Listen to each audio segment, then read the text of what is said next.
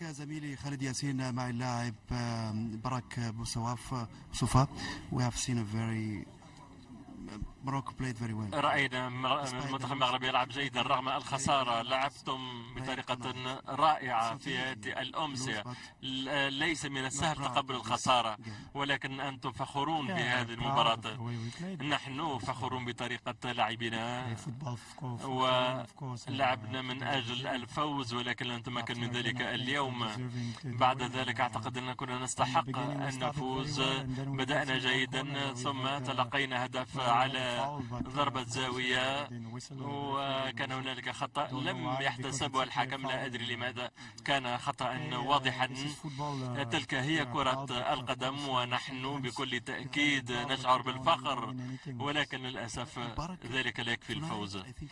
في هذه الأمسية ربما كان ينقصكم عامل مهم للتسجيل. ما الذي كان ينقصكم؟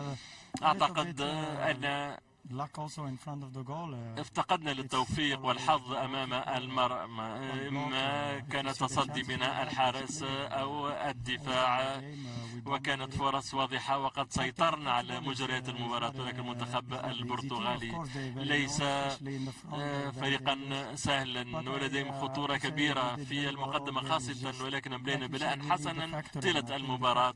وأعتقد ربما ما كان ينقصنا التسجيل. نأمل حظا نعم خالد، كما شاهدتم وتابعتم مبارك ليس سعيدا كحال بقية اللاعبين، ولكن نحن فخورون والكل فخور بما قدمه المغرب في هذه الأمسية. عودة إليك خالد.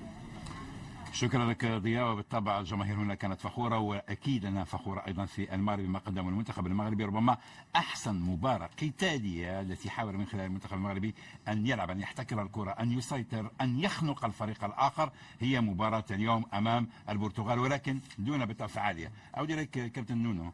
حينما يقول فرناندو سانتوس بأنه غير راضي عن أداء اللاعبين وأن